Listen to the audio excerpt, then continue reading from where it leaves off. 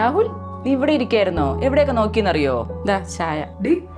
നീ എന്താ അവനെ വിളിച്ച രാഹുലൊന്നും അല്ലല്ലേ? നിന്നെ പറഞ്ഞിട്ട് കാര്യമൊന്നും. ഭർത്താവിനോട് സ്നേഹവും ബഹുമാനവും ഒക്കെ നല്ല പെണ്ണുങ്ങൾക്ക് പറഞ്ഞിട്ടുള്ളത്. അതിന് കുടുംബത്തിൽ പറക്കണം. ദേ, ഇവന്റെ അച്ഛൻ, അദ്ദേഹത്തിന്റെ മുഖത്ത് പോലും ഞാൻ നേരെ ഒന്നും നോക്കിയിട്ടില്ല. ലക്ഷ്മി, ചായ അവിടെ വെച്ചേക്ക്, ഞാൻ പിന്നെ കുടിച്ചോളാം. ഇതെന്ത് മര്യാദയടി? രണ്ടുപേരിയ്ക്കുമ്പോ ഒരാൾക്ക് മാത്രം ചായ കൊണ്ട് കൊടുക്കുന്നത്. അല്ലെങ്കിലും ഞാൻ തിന്നോ കുടിച്ചോ എന്ന് സ്വന്തം മോ പോലും നോക്കാറില്ല. കല്യാണം കഴിച്ചതോടെ അവനും മാറി. അല്ല, മാറ്റി. എന്താ അമ്മ ഇത്? എനിക്ക് സ്നേഹമില്ലാഞ്ഞിട്ടാണോ ഞാൻ ഇതൊക്കെ ചെയ്യുന്നത്? എടാ, നാട്ടുകാരെ കാണിക്കാൻ വേണ്ടി ചെയ്യുന്നതല്ലടാ സ്നേഹം. നിനക്ക് ഇത്തിരിയെങ്കിലും സ്നേഹം ഉണ്ടെങ്കിൽ എനിക്ക് ഈ വയ്യാത്ത സമയത്ത് നീ ഇവളെയും കൂട്ടി അവളെ വീട്ടിൽ പോവും. അമ്മ, അച്ഛനാണെങ്കിൽ തീരെ വയ്യ. എപ്പോഴും പറയും ഞങ്ങൾ എപ്പൊന്ന് കാണണമെന്ന്. കല്യാണം കഴിഞ്ഞിട്ടൊന്നും തിരിഞ്ഞു പോലും നോക്കിയിട്ടില്ല ഞങ്ങൾ അവിടെ. ഇന്നിപ്പോ ഒരു 2 ദിവസം കൂടി നിക്കണമെന്നാണ് നമ്മൾ വിചാരിക്കുന്നത്. ഇവിടെ എന്തോന്നാടാ പറയുന്നത്? 2 ദിവസം അവളെ വീട്ടിൽ പോയി നിൽക്കാനോ? അച്ഛൻ വീട്ടിൽ അന്തി ഉറങ്ങുന്നതേ ആണുങ്ങൾക്ക് പറ്റിയ പണിയൊന്നുമല്ല. പോയ അന്ന് തന്നെ തിരിച്ചു വരണം. ഇല്ലേ പോണ്ട.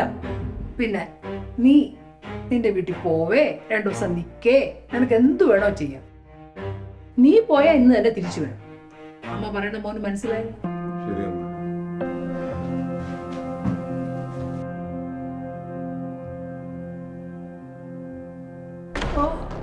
അവിടെ ഒരു പോക്ക് കണ്ടില്ലേ? അവളെ വീട്ടുകാരെ പറഞ്ഞപ്പോ അവക്കങ്ങ് പിടിച്ചില്ല.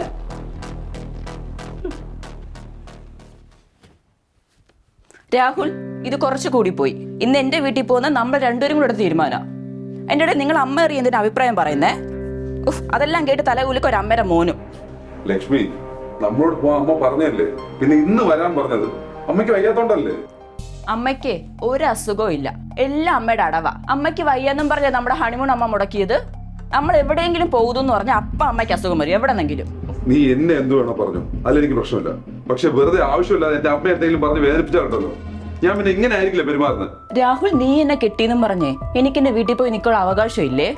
നിങ്ങളെ അമ്മ എത്രത്തോളം സ്നേഹിക്കുന്നു അതുപോലെ തന്നെയാണ് ഞാൻ എന്റെ വീട്ടുകാരെ സ്നേഹിക്കുന്നത്. ലക്ഷ്മി, എനിക്ക് തർക്കിക്കാൻ താല്പര്യമില്ല. നിനക്ക് പോകണമെങ്കിൽ പോവാം, എന്നെ പ്രതീക്ഷിക്കണ്ട. നിന്നെ കെട്ടിയെന്ന് കരുതിയേ എന്റെ അമ്മ പറയുന്നതൊന്നും കേൾക്കാതിരിക്കാൻ പറ്റില്ല, കേട്ടല്ലോ?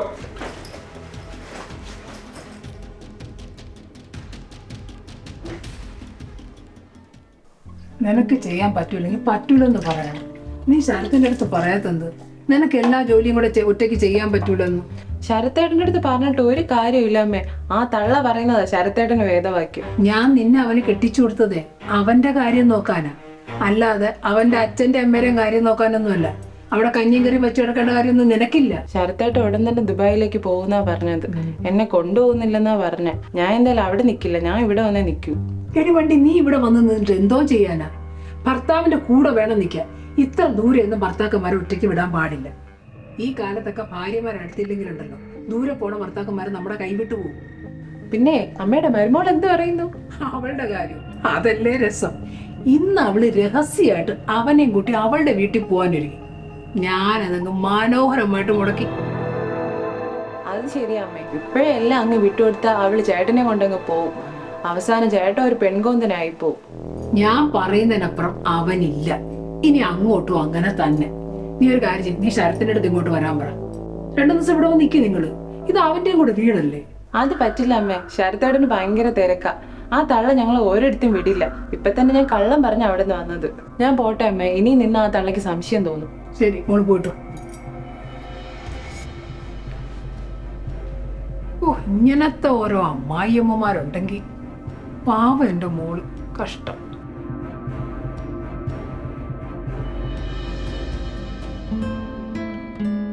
ലക്ഷ്മി, അമ്മ കഴിച്ചോ?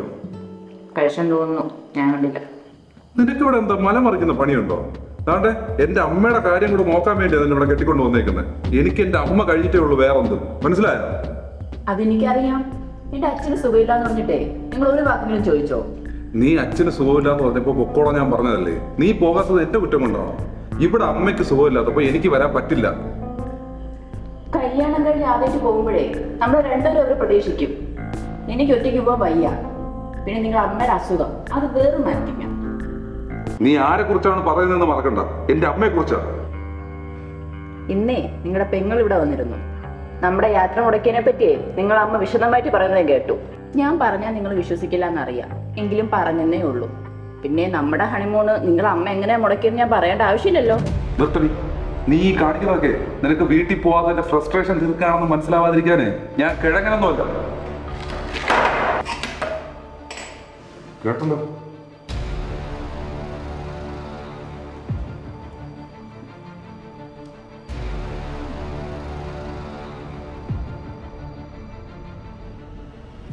രാഹുലേ, എനിക്ക് ജോലി കിട്ടി. അത് ഞാൻ ഇന്റർവ്യൂ അറ്റൻഡ് ചെയ്തില്ലേ, അവിടെ നിന്ന് വിളിച്ചിരുന്നു, പെട്ടെന്ന് ജോയിൻ ചെയ്യാൻ പറഞ്ഞു. ജോലി?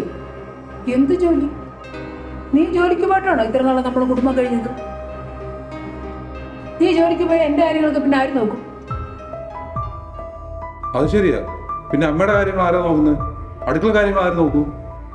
അത്രയ്ക്ക് വിഷമമാണെങ്കിലേ അടുക്കളക്കാര്യവും അമ്മയുടെ കാര്യവും എല്ലാം രാഹുൽ അങ്ങ് നോക്കിയാൽ മതി. കഷ്ടപ്പെട്ട് കിട്ടിയ ജോലിയാ, ഞാൻ എന്തായാലും പോയിരിക്കും. കല്യാണ സമയത്ത് ഞാൻ രാഹുലിനോടെല്ലാം പറഞ്ഞിരുന്നല്ലേ, ഇപ്പൊ എന്തൊരു മനമാറ്റം? എന്തൊക്കെ സംഭവിച്ചാലും ഈ ജോലിക്ക് ഞാൻ പോയിരിക്കും.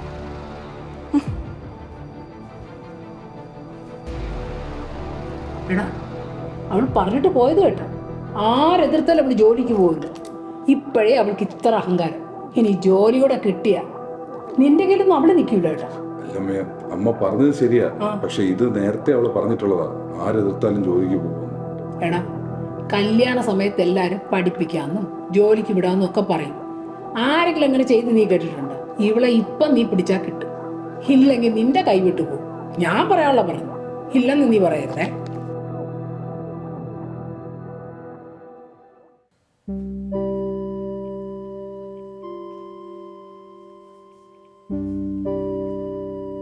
എന്തു അതമ്മ എല്ലാ മാസവും തരുന്ന പോലെ തരാനില്ല, കുറച്ച് കുറവുണ്ട്. നിനക്ക് എന്തെങ്കിലും അത്യാവശ്യം ഉണ്ടായിരുന്നോ? അത് ലക്ഷ്മി ഒരു ബിസിനസിനെ പറ്റി പറഞ്ഞിട്ടുണ്ട്, അത് തുടങ്ങാനാണ് ഞങ്ങളുടെ പ്ലാൻ. ഈ പെണ്ണുങ്ങളുടെ വാക്കും കേട്ടേ ഈ ബിസിനസ്സിൽ ഇറങ്ങി പുറപ്പെട്ടാലുണ്ടല്ലോ കുടുംബം മുടിയും. തൽക്കാലം ബിസിനസ് ഒന്നും വേണ്ട, അമ്മ പറയണത് നീ അങ്ങ് കേട്ടാ മതി. മക്കളെ, ഈ മാസം കുറവുള്ളതും കൂടെ ചേർത്ത് മക്കൾ അടുത്ത മാസം തന്നാ മതി കേട്ടാ. ശരി അമ്മ. ശരി. എടാ മോനെ രാഹുൽ, എന്താ എന്താ അമ്മേ? എടാ എന്ത് കോലമാടി ഇത്? നാട്ടുകാരെ കൊണ്ട് ഓരോന്ന് പറയിപ്പിക്കാനായിട്ട് നിനക്ക് വല്ല സാരി എടുത്ത് കൊടുത്തുകൂടായിരുന്നു? ഓ, അവളെ ഒരു വേഷം. എടാ, ഇന്ന് താമരക്കുളത്ത് നിന്റെ മാമന്റെ മോളെ എൻഗേജ്മെന്റ് അല്ലേ, നീ അത് മറന്നോ? ഞാൻ നിന്നെ കൊണ്ട് ചെല്ലാന്ന് വാക്ക് കൊടുത്തതാ, പോയില്ലെങ്കിൽ മോശമാണ് കേട്ടോ. അമ്മ അത് ഞാൻ എടാ, എന്തായാലും നീ വന്നേ പറ്റൂ, പെട്ടെന്ന് ഇറങ്ങ്, ഒന്നാ താമസിച്ച്. അമ്മ ലക്ഷ്മിക്ക് സുഖമില്ല, ഡോക്ടറെ ഒന്ന് കാണിക്കണം, അപ്പോയിന്റ്മെന്റ് ഒക്കെ എടുത്തതാ. അപ്പൊ പിന്നെ ഞാൻ വന്ന എങ്ങനെയാ? എടാ, നീ ഇങ്ങനെ അവളെ പിറകെ നടക്കേണ്ട കാര്യമൊന്നുമില്ല, അവിടുത്തെ ഒരു ഓട്ടോ പിടിച്ച് പോകാൻ പറയാം.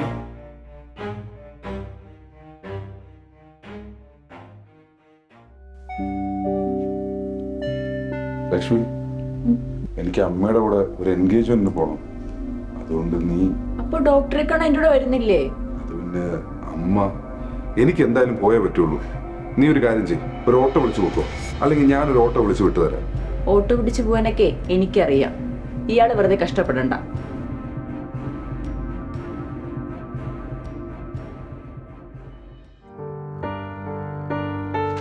അളിയാ, സുഖാണോ? കല്യാണത്തിന് കണ്ടതാണല്ലോ. എനക്കൊരു മാറ്റം ഇല്ലല്ലോ അവിടെ. ഓടാ, എല്ലാരും പറഞ്ഞ് ഞാൻ വണ്ണം വെച്ചത്. അതല്ല, നിന്റെ സ്വഭാവത്തിന്റെ കാര്യം ഞാൻ ഉദ്ദേശിച്ചു. അതെന്താടാ നീ അങ്ങനെ പറഞ്ഞേ? നീ ഇപ്പോഴും പഴയ അമ്മമ്മ തന്നല്ലേ? അമ്മയല്ലടാ എല്ലാം. അതൊക്കെ നല്ലത് തന്നെ, കുറച്ച് പരിഗണന ഭാര്യയ്ക്കും കൂടെ കൊടുത്താൽ നന്നായിരിക്കും. ലക്ഷ്മിക്ക് ഇപ്പൊ സുഖമില്ലല്ലേ? നീ ഈ സമയത്ത് അവളെ കൂടെയല്ലേ വേണ്ടത്, അല്ലാതെ ഇങ്ങനെ. വൈഫ് വിളിക്കുന്നു, അവള് വീട്ടിൽ ഒറ്റയ്ക്കാ. ഇടയ്ക്ക് നീ ലക്ഷ്മിയായിട്ട് വീട്ടിലോട്ട് ഇറങ്ങും. ശരി. അവളായിരിക്കും ഓതി കൊടുത്തത് നമ്മളെ നാണം കെടുത്താനായിട്ട്. അവൾ ആ കൂട്ടുകാരി പെണ്ണിന്റെ ചേട്ടൻ്റെ അല്ലേ അത്? അവൾ എവിടെ? ഒന്ന് തീർത്തു കൊടുക്ക, അവളുടെ ഒരു ഫോൺ വിളി. ലക്ഷ്മി, ലക്ഷ്മി, ഇറങ്ങി വാടിയിലോട്ട്. എന്താ രാഹുൽ? എവിടെ പോയി കിടക്കുവായിരുന്നടി? 24 മണിക്കൂർ ഈ ഫോൺ കുത്തിക്കൊണ്ടിരുന്നത് ഇവിടെ നടക്കുന്ന കംപ്ലീറ്റ് കാര്യങ്ങൾ മറ്റുള്ളവരെ അറിയില്ലല്ലേ നിന്റെ പണി? എന്നിട്ട് കുറ്റം മൊത്തം എന്റെ അമ്മയ്ക്ക്. എന്താ അമ്മേ?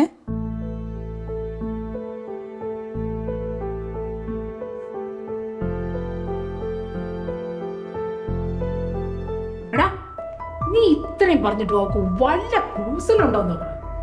നിൽക്കുന്ന നിപ്പുണ്ടില്ലേ? ആ ഫോൺ പിടിച്ച് വെച്ച് രണ്ട് കൊടുക്കടാ അങ്ങോട്ട്. തൊട്ടുപോയി തന്നെ. നീ ആർക്കും നിന്നോട് കൈ ചൂണ്ടിയത്? നിങ്ങൾ ഒറ്റയെടുത്തി കാരണ നിങ്ങൾ ഒടുക്കത്തൊരു നാടകം. എന്റെ അച്ഛനൊന്ന് അവസരമായിട്ട് കാണാൻ പോലും പറ്റിയില്ല. എന്താ എന്താ നിന്റെ അച്ഛനെ? ഇനി ഒരിക്കലും എന്റെ അച്ഛനെ ജീവനോടെ കാണാൻ പറ്റില്ല. അമ്മയ്ക്ക് മുന്നിപ്പോ സമാധാനമല്ലോ അല്ലേ?